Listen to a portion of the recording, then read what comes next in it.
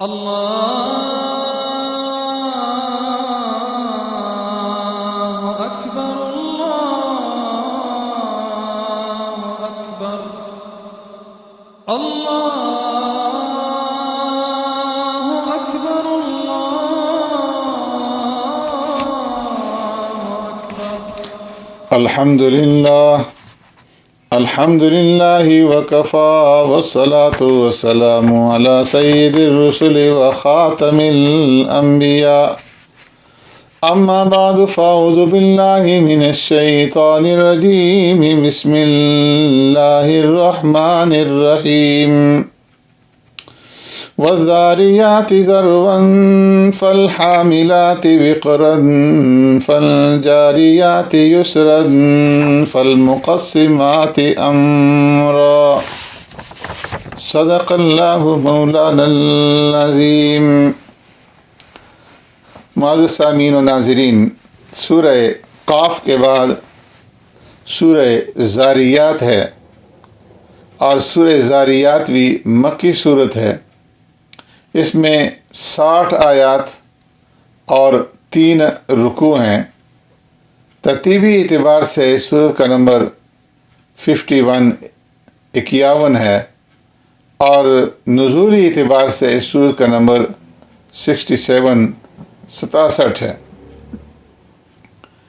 اس سورت کے پہلی آیت کے اندر والذاریات ذروا کے الفاظ ذکر فرمائے گئے ہیں، اور اسی سے اس سورت کا نام جو ہے ذاریات ماخوذ ہے. زمانہ نزول کے اعتبار سے یہ سورت مکہ کے ابتدائی دور کی صورتوں میں سے ہے، اور اس صورت میں قیامت کے واقع ہونے پر مختلف آثار کائنات کو شہادت کے طور پر پیش کیا گیا ہے. قیامت کے اندیشے سے بے فکری کا سبب بیان کیا گیا ہے کہ خواہش نفس ہے، اور خواہشات نفس پر عملداری مال اور دولت کی ہوتی ہے. اس لیے مال اور دولت کے بارے میں اسلام کا اصولی طور پر جو نظریہ ہے اس کی تعلیم دی گئی ہے.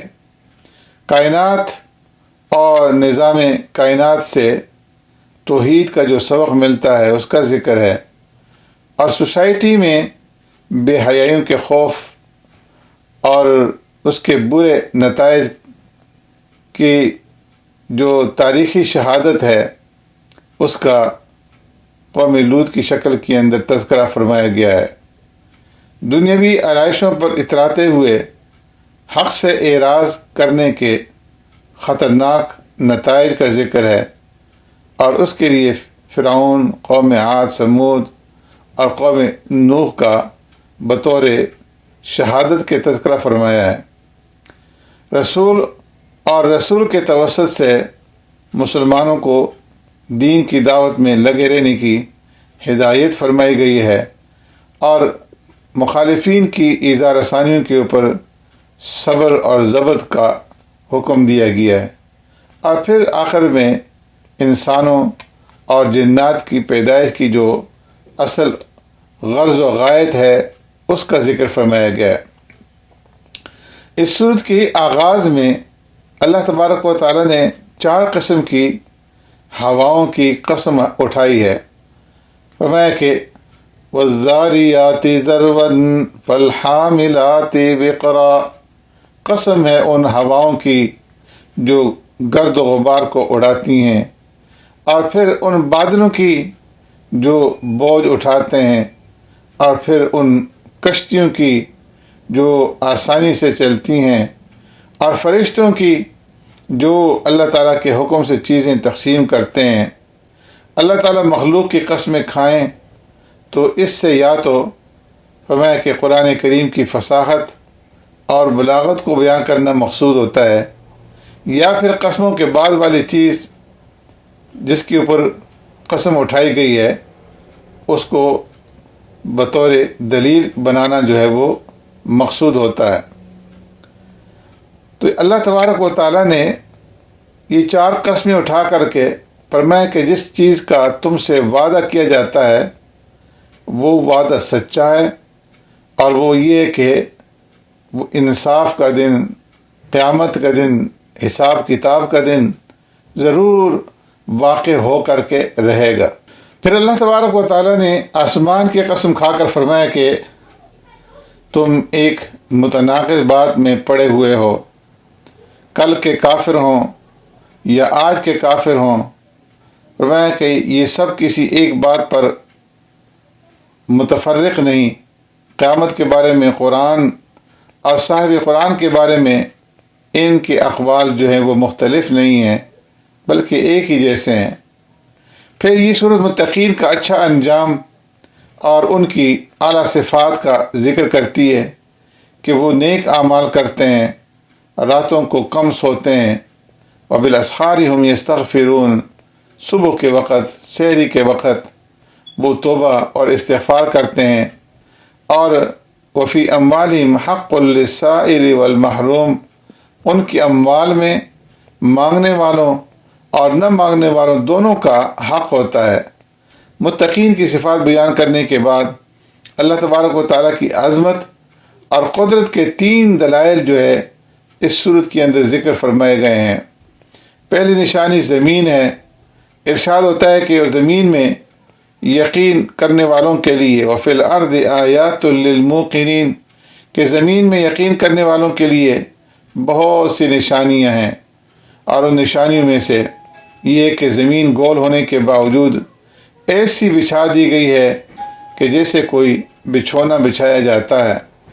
اس میں آنے جانے والوں کے لیے راستے ہیں، اس میں میدان بھی ہیں، پہاڑ بھی ہیں، سمندر بھی ہیں، دریا بھی ہیں، اور چشمے بھی ہیں، اور لوہے، تانبے اور سونا، چاندی، کوئلہ، پٹرول جیسی خاموش معدنیات بھی اللہ رب العزت نے اس زمین کے اندر رکھ دی ہیں، جس کی انسانوں کو زندگی گزارنے کے لیے ضرورت پیش آ سکتی ہے۔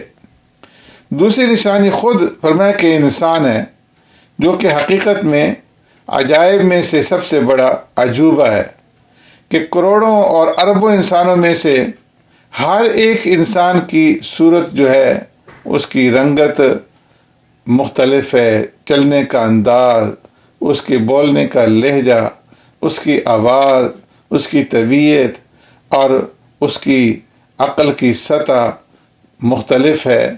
اسے سننے، دیکھنے، بولنے، سوچنے، محسوس کرنے، سانس لینے، ہضم کرنے، خون کی گردش، رگوں کے پھیلاؤ اور اعصاب کا ایسا باریک اور محکم نظام دیا گیا ہے جس کے مقابلے جدید سے جدید ترین آٹومیٹک آلات کچھ بھی حیثیت نہیں رکھتے۔ اس لیے فرمایا گیا کہ اور خود وفی انفسکم افلا تبصرون، تمہارے نفوس کے اندر، تمہاری جانوں کے اندر بھی اللہ رب العزت کی قدرت کی نشانیاں ہیں، کیا تم دیکھتے نہیں؟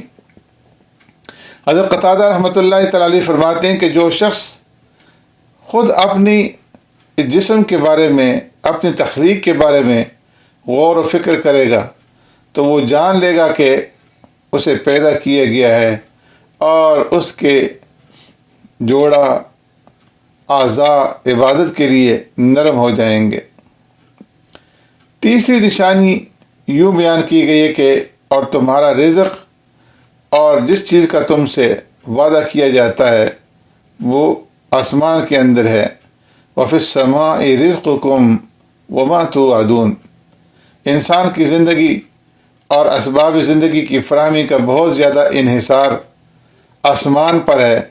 آسمان سے بارش برستی ہے جس سے زمین پر بسنے اور اگنے والی ہر چیز کو بشمول انسان زندگی حاصل ہوتی ہے۔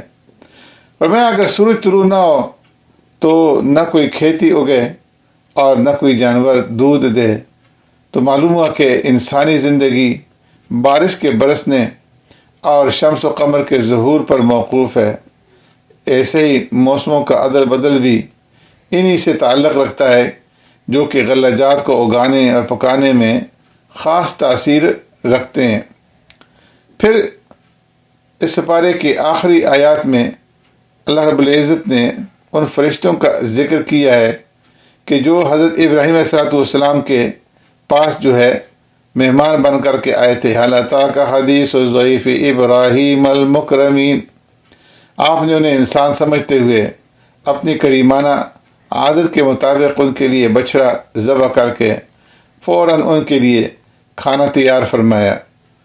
اور پھر جب ابراہیم علیہ السلام کے اوپر ان فرشتوں کی حقیقت کھلی اور پتہ چلا کہ یہ فرشتے ہیں، تو حضرت ابراہیم علیہ السلام نے ان سے دریافت فرمایا کہ آپ کس مہم کے اوپر آئے ہوئے ہیں؟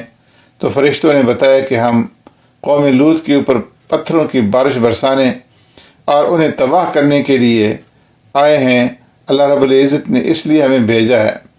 قوم لوط کے علاوہ سورہ زاریات کے اندر فرعون کی قوم کا اور اس طرح قوم عاد، قوم سمود اور قوم نوح کے انجام کا بھی ذکر فرمایا گیا ہے۔ اور پھر زمین اور آسمان کی تخلیق کی طرف اللہ رب العزت نے متوجہ کیا ہے، اور اس علمی تحقیق کا اعلان یہ صورت کرتی ہے کہ اللہ تبارک و تعالیٰ نے ہر چیز کے اندر جوڑا جوڑا پیدا کیا ہے۔ رات ہے تو اس دن ہے، ایمان ہے تو اس کا جوڑا جو ہے وہ کفر ہے، گرمی ہے تو اس کا جوڑا سردی ہے، تو ہر چیز کو اللہ تبارک و تعالیٰ نے جوڑا جوڑا پیدا کیا۔ اور پھر سورت کے اختتام پر اللہ نے وما خلقت الجن والانس الا لیعبدون، انسانوں اور جنات کی تخلیق کا مقصد بیان فرمایا ہے، جو کہ اللہ تبارک و تعالیٰ کی معرفت اور عبادت ہے۔ اور یہ خبر دی گئی ہے کہ ساری مخلوق کے رزق کا رب العالمین کفیل ہے، اور کفار اور مشرکین کو قیامت کے دن سخت عذاب کی وعید سنا کر کے اس صورت کو ختم کر دیا گیا ہے۔ سبحانک اللہم و بحمدک نشہد ان لا الہ الا انت نستغفرک و نتوب الیک۔